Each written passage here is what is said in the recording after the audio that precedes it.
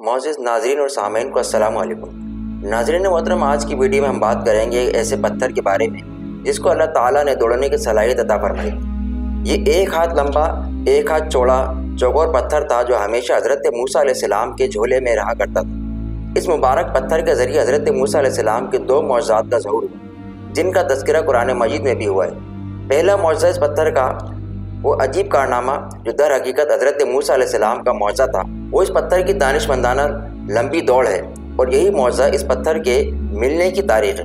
اس کا مفصل واقعہ یہ ہے کہ بنی اسرائیل کا یہ عام دستور تھا کہ وہ بالکل برہنہ بدن ہو کر مجمع عام میں غسل کیا کرتے تھے، مگر حضرت موسیٰ علیہ السلام گو کہ اسی قوم کے ایک فرد تھے اور اسی ماحول میں پلے بڑے تھے، لیکن خداوند قدس نے ان کو نبوت اور رسالت کی عظمتوں سے سرفراز فرمایا تھا۔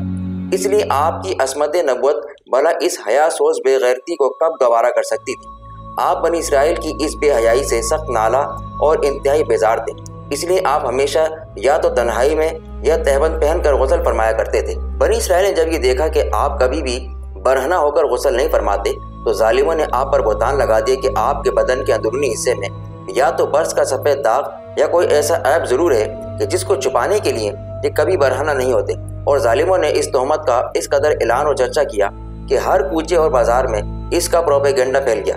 اس مکروہ تہمت کی سورش کا حضرت موسیٰ علیہ السلام کے قلب نازک پر بڑا صدمہ اور رنج گزرا، اور آپ بڑی خوف اور اذیت میں پڑ گئے۔ اللہ تعالیٰ اپنے کلیم کے رنج و غم کو بھلا کب گوارا فرماتا، اور اپنے ایک برگزیدہ رسول پر ایک عیب کی تہمت بھلا خالق کے عالم کو کب اور کیوں کر اور کس طرح پسند ہو سکتی تھی؟ ارحم الراحمین نے آپ کی برات اور بے عیبی ظاہر کر دینے کا ایک ایسا ذریعہ پیدا فرما دیا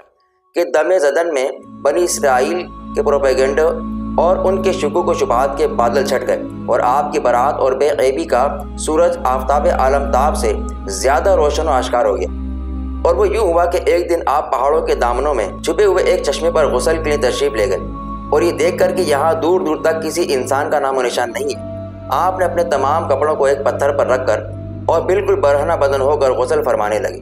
غسل کے بعد جب آپ لباس پہننے کے لیے پتھر کے پاس پہنچے تو کیا دیکھا کہ وہ پتھر آپ کے کپڑوں کو لیے ہوئے سر پر بھاگا چلا جا رہا ہے۔ یہ دیکھ کر حضرت موسیٰ علیہ السلام بھی اس پتھر کے پیچھے پیچھے دوڑنے لگے، اور آپ اس پتھر کو کہتے جاتے ثوب حجر ثوب حجر، یعنی اے پتھر میرے کپڑے، اے پتھر میرے کپڑے، مگر یہ پتھر برابر بھاگتا رہا، یہاں تک کہ شہر کی بڑی بڑی سڑکوں سے گزرتا ہوا گلی کوچوں میں پہنچ گیا، اور آپ بھی برہنہ بدن ہونے کی حالت میں برابر پتھر کے پیچھے دوڑتے چلے گئے۔ اس طرح بنی اسرائیل کے ہر چھوٹے بڑے نے اپنی آنکھوں سے دیکھ لیا کہ سر سے پاؤں تک آپ کے مقدس بدن میں کہیں بھی کوئی عیب نہیں ہے، بلکہ آپ کے جسم اقدس کا ہر حصہ حسن و جمال میں اس قدر نطفہ کمال کو پہنچا ہوا ہے کہ عام انسانوں میں اس کی مثال تقریباً محال ہے۔ چنانچہ بنی اسرائیل کے ہر فرد کی زبان پر یہی جملہ تھا کہ واللہ ما بی موسیٰ من باسن، یعنی خدا کی قسم موسیٰ بالکل بے عیب ہیں۔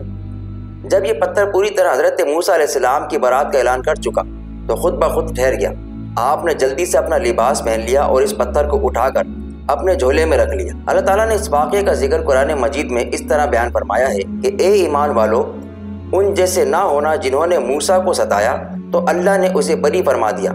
اس بات سے جو انہوں نے کہی، اور موسیٰ اللہ کے یہاں آبرو والا ہے۔ اس پتھر کا دوسرا معجزہ یہ ہے کہ میدان طیہ میں